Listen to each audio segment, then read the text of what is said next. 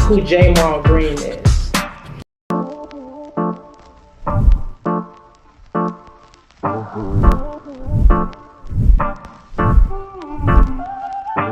Who Jamal Green is.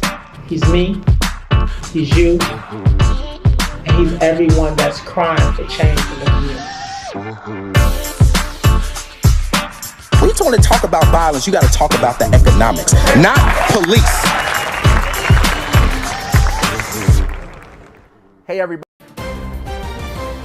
Good afternoon. I'm Erica Sargent. Great to have you with us. I'm Joe Donlin. We begin here at 5 with breaking news. The tents are up, but not for long. Today, Governor J.B. Pritzker abandoned plans to build a migrant camp in Brighton Park, saying there are too many serious environmental concerns. Our drone capturing this video showing just how much construction was already done at the site at 38th in California. Yesterday, the state halted work there, saying the Illinois EPA was in the process of reviewing a more than 700-page environmental report the city released late Friday night.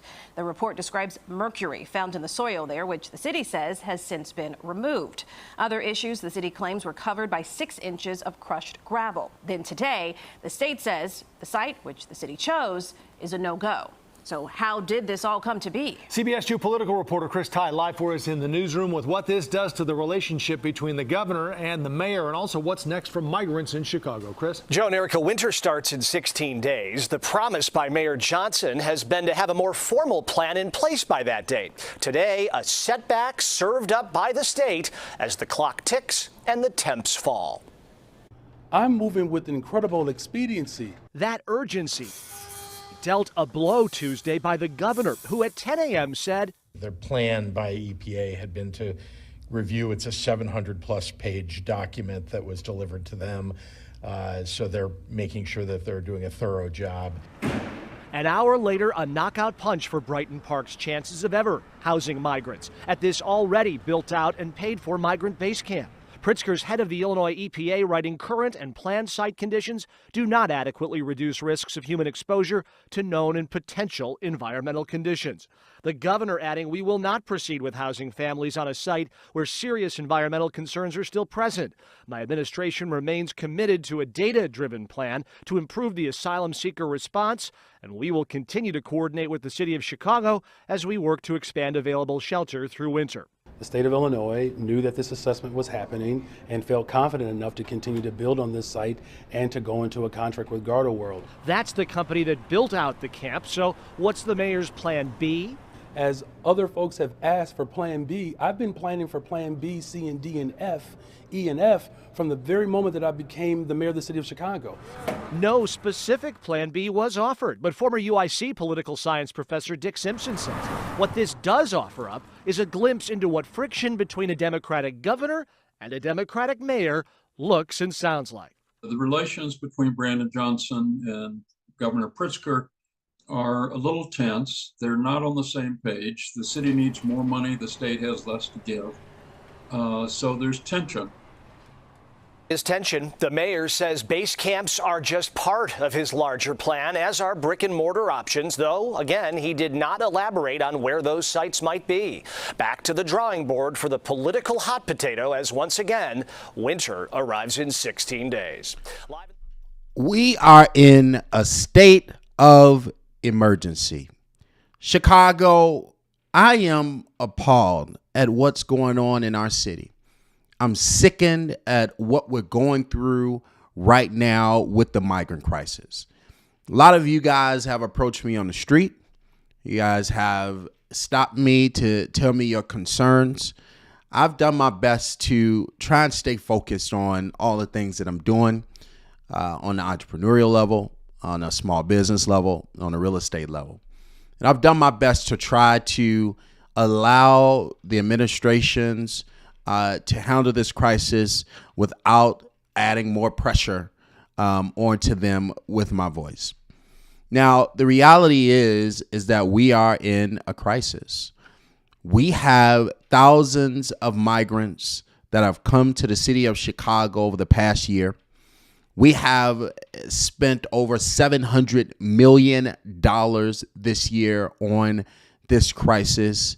And when you look at what just happened with the tent base camps, It is utterly sickening and almost criminal that they are wasting taxpayer dollars each and every day.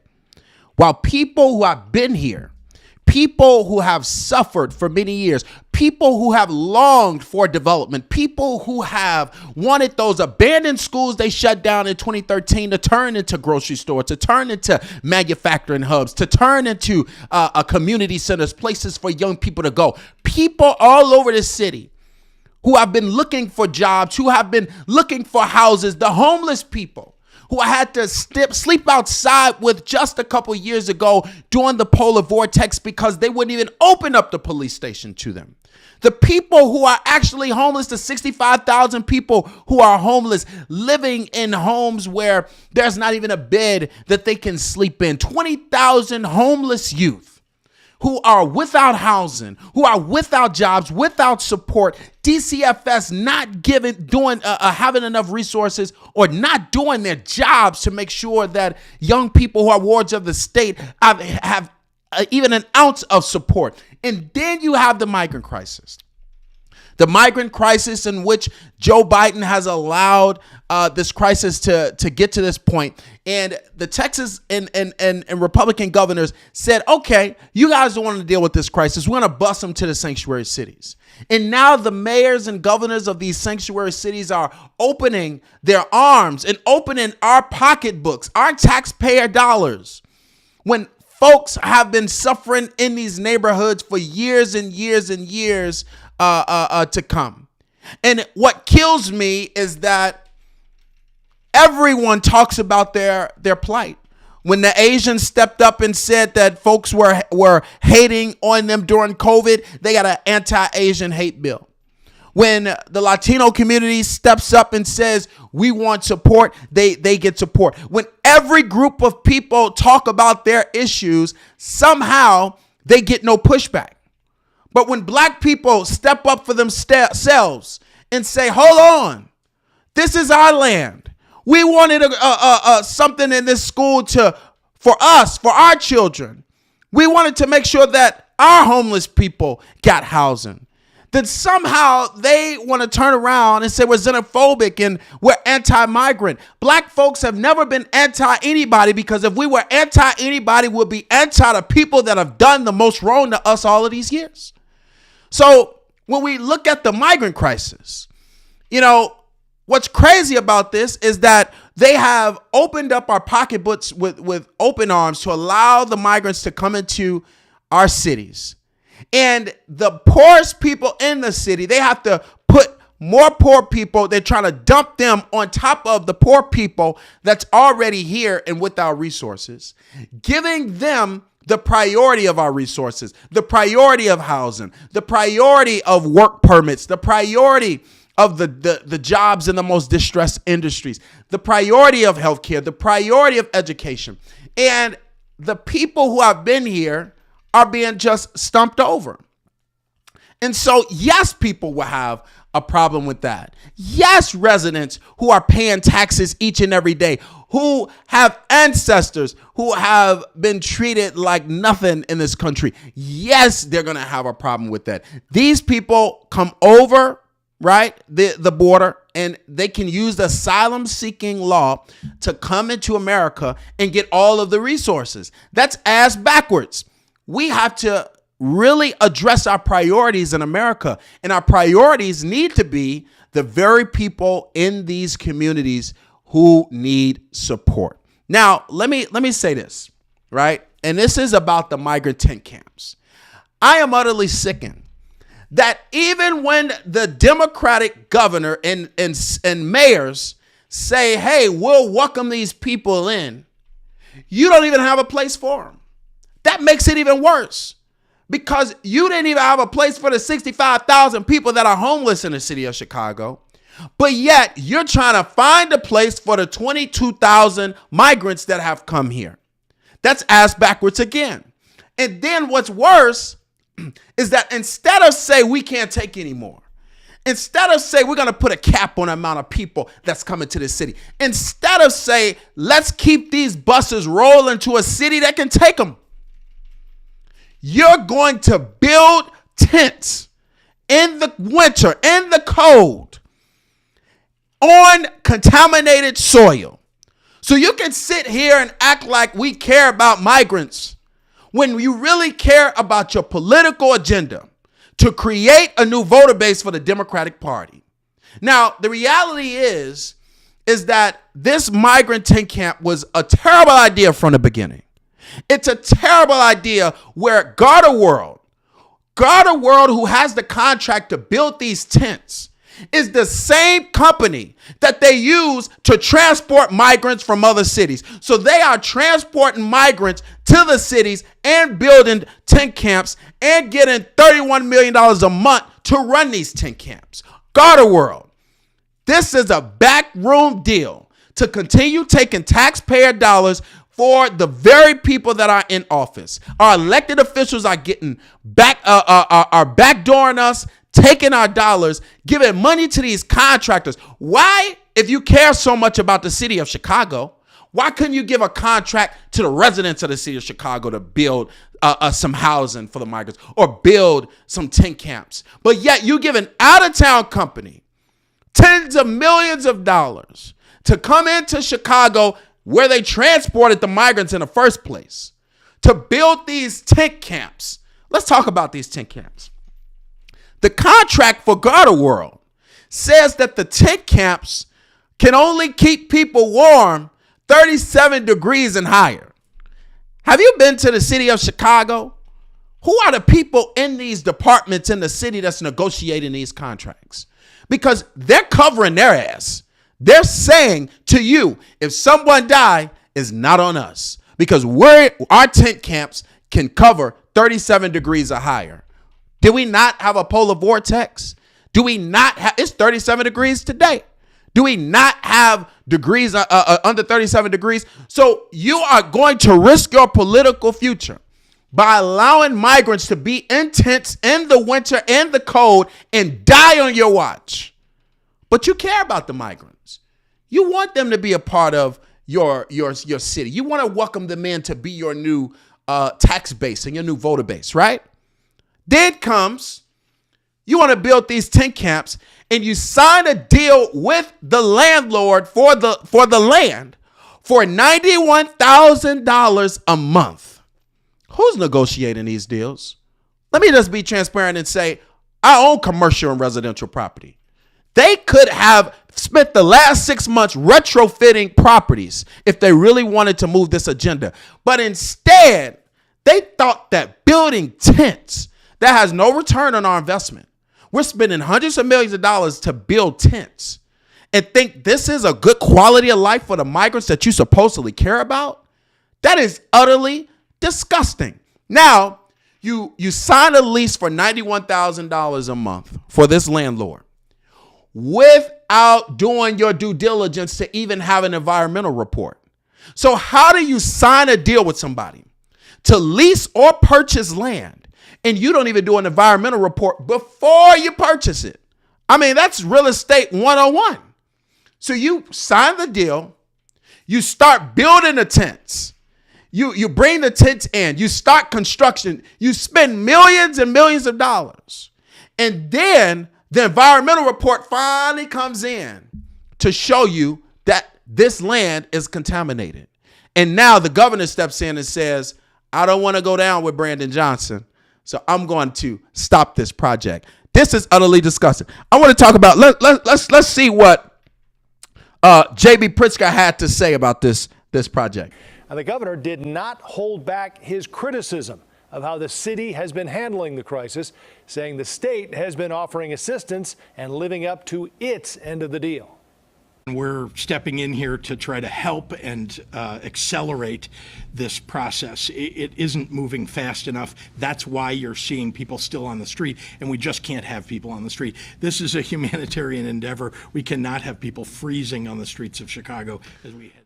So the governor said clearly, hey, Brandon, I'm not going down with you, brother.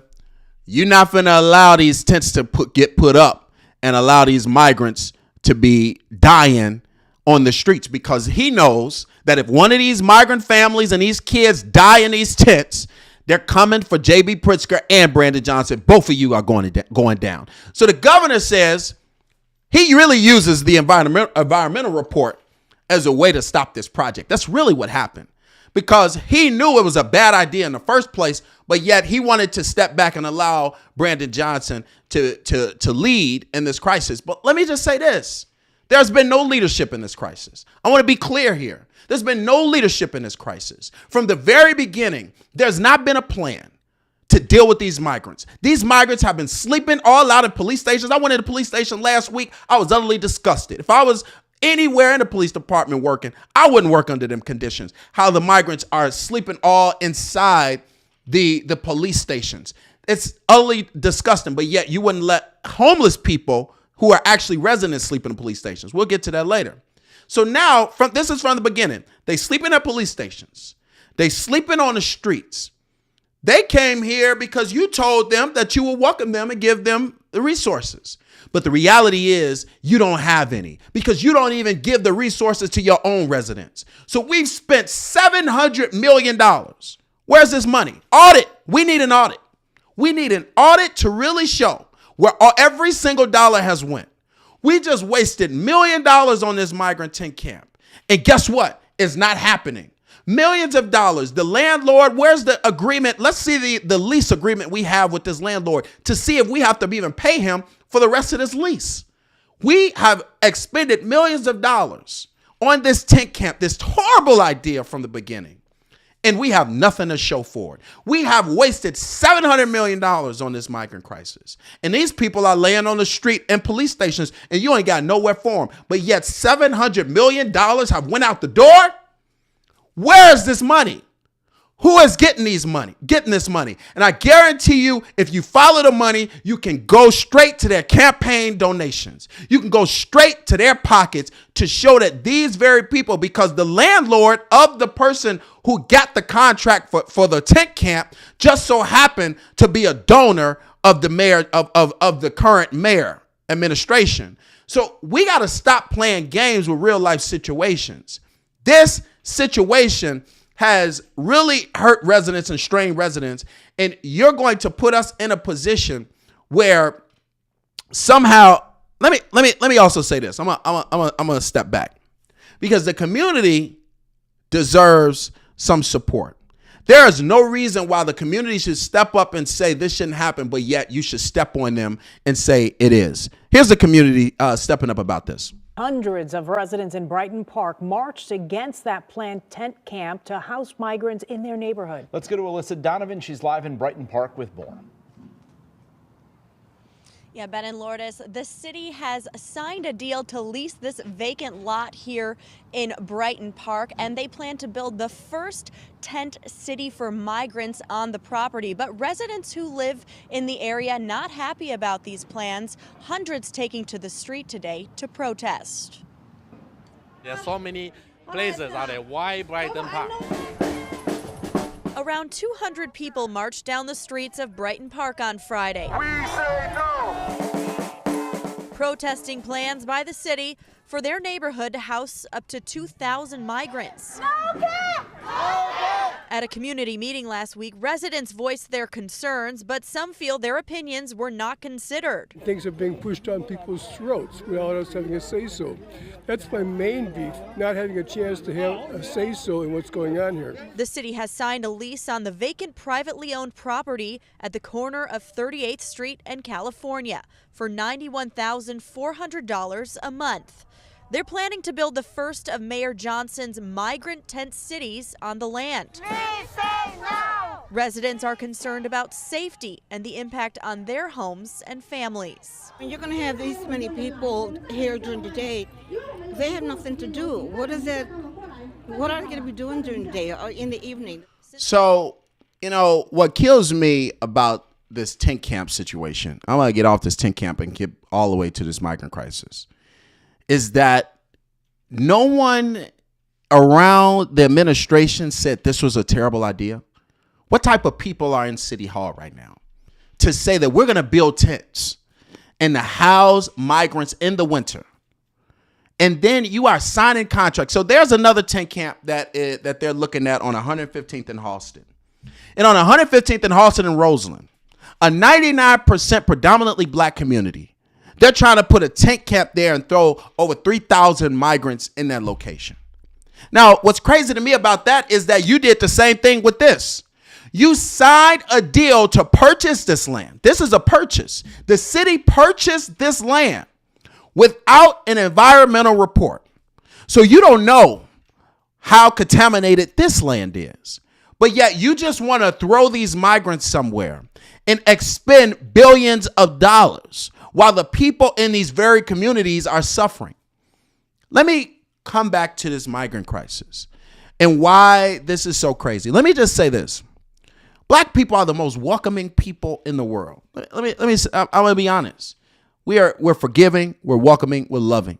There's no way we're anti anything. There's no way that just because we are against the migrants coming in our communities because we're not getting the resources means that we're Republican. I mean, I think it's utterly disrespectful for the current administration and anyone to step up and bash the very residents who are suffering in these neighborhoods for saying that enough is enough. They've been saying it before the migrant crisis. Before the migrant crisis, there still was a high rate of violence. Before the migrant crisis, there still was a high homeless rate. Before the migrant crisis, you shut down the majority of the schools. Before the migrant crisis, you shut down every mental health facility. Before the migrant crisis, the median income in these neighborhoods are still $15,000 to $30,000 a year. So don't act like these residents are just saying something new because you got another political crisis at hand. They are just saying that they don't believe that this crisis should be put in front of them and their children. We got to understand here what the party is doing.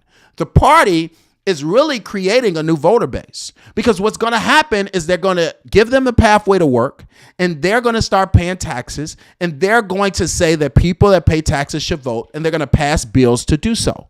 And that is going to continue to push the very residents that have been longing for these opportunities to the side. Now, let me say this again. If we don't have the resources and space to do so, we should send the migrants to other cities that will. And there are other cities that have lower population and a lower cost of living. And if they are willing to take migrants, we should be busing them elsewhere. They may have better weather than Chicago anyway, because I saw a report that said that Venezuelans were going home because of the cold. And if that's the case, then they're using the asylum-seeking law illegally. And this asylum-seeking law that's been put in place is really being misused and mishandled here. What's happening is everyone is going to the border to say that they're asylum-seeking, that they are escaping their countries. But that may not be the case for everybody. So most people are literally coming because they heard that while Joe Biden is president and while there are sanctuary cities and states, that there is a mass amount of resources to support their very flight. And we have even the Latino and Hispanic community who came over here, who had to dodge ICE because they were immigrants and they were trying to escape deportation. And they were over here hiding in basements and hiding in homes, working for little money under the table before they were able to get a pathway to citizenship. Those people didn't get the red carpet laid out for them either. But because this is a political season and they want to expand on their voter base because they know that the black voter base is divided with the Democratic Party. And they know that the black people in this country that have been disserviced, that have been disinvested in, they know that those people are tired of being mishandled each and every election cycle. And so they also know that the voters of the Democratic Party are very, very older. And those voters are starting to transition. And so they must try to create a new voter base because they know that the younger voter base of the Democratic Party are more independent thinking and they are not supporters of the establishment that is in place. And because they're not in support of the establishment in place, most of those younger voters are electing not to vote, or they're voting independent, or they won't, or they'll vote for the Republican Party, because the Democrats are not fighting enough for them. When Biden came in, young people told Biden, we wanted you to get rid of student loan debt. And what Biden did was Biden reverted to, instead of using his authority under the Housing Administration, he decided to move forward a bill that he knew was going to be stopped by Congress and the Supreme Court. Once that bill was stopped, he now wants to try to use his powers that he should have used in the beginning.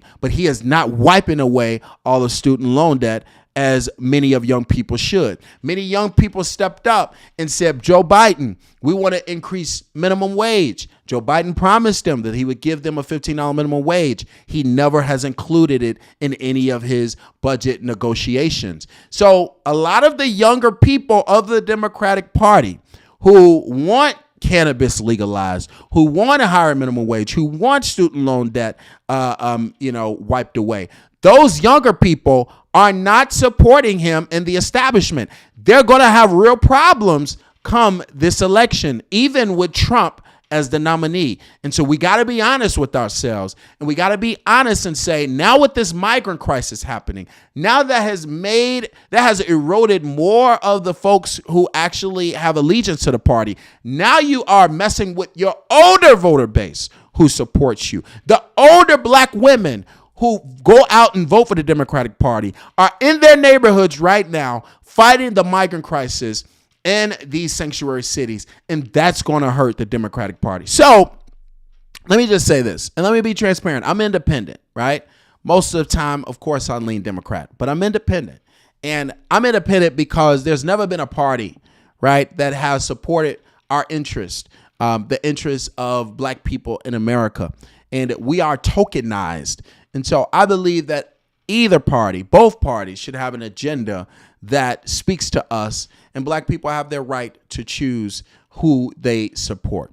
One party ignores us most of the time. One party uses our vote and never gives us what we deserve. And right now, locally, it is showing with this migrant crisis, where we are in our neighborhoods. We have begged for support for so many years from the government, and they have continued to put their political agendas in front of the poorest people in this country, and it needs to end. So let me say this. Let me say that we got to do some work here, guys. The folks in these communities, man, it's no reason why you should be silent. There's no reason why you shouldn't be calling your alderman. No reason why you shouldn't be stepping up to fight for your communities. This is your tax dollars. These are your tax dollars that's being mishandled. These are your children, right, that are going to have to grow up in communities where there is a lack of opportunity. This is your fight to fight. And if you continue to stay on the sidelines while these politicians continue to stump over you each and every day, then what happens is going to happen. These politicians are doing what they are doing because you are allowing them to do it. They wouldn't do this in their neighborhoods. They wouldn't do this in certain very upscale neighborhoods in this city, because they know that those upscale neighborhoods are people of mass power and wealth, are people who have jobs in the upper sectors, people who are judges, people who are police officers, people who are high middle class.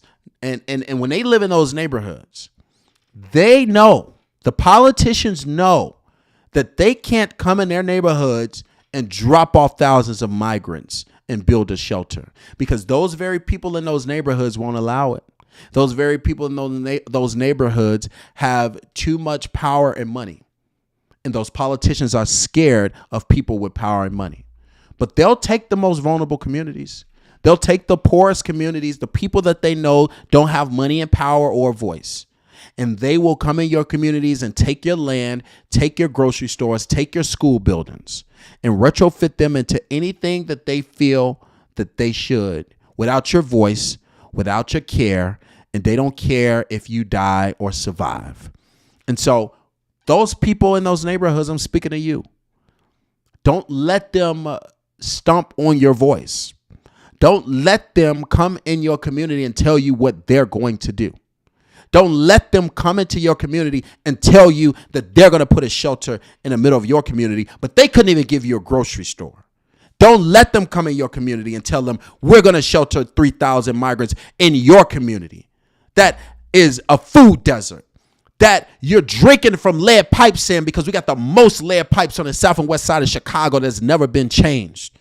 That there's not a mental health facility in, that there's not a shelter for the homeless people that are in that community in, that the kids are being miseducated in, that you are living in neighborhoods without the resources to properly care for yourself or your children, environments that are out of control, that are filled with violence and people that are carjacking you each and every day. Don't let them come in your neighborhood and tell you what they're going to do when they have never put you first. It's time for all of you guys throughout the city on the south and west sides to step up and tell the CTU agenda, Stacey Davis Gates, Brandon Johnson, all of you fake progressive organizations, that enough is enough. Keep your hands off our community unless you are providing resources to us. Tell Stacey Davis Gates, who's the real mayor, that enough is enough, and we're not going to allow you to come in and bulldoze these neighbors throughout the city and tell them what you're going to do because you got an agenda. Do it in your neighborhood. House the migrants at the teachers union.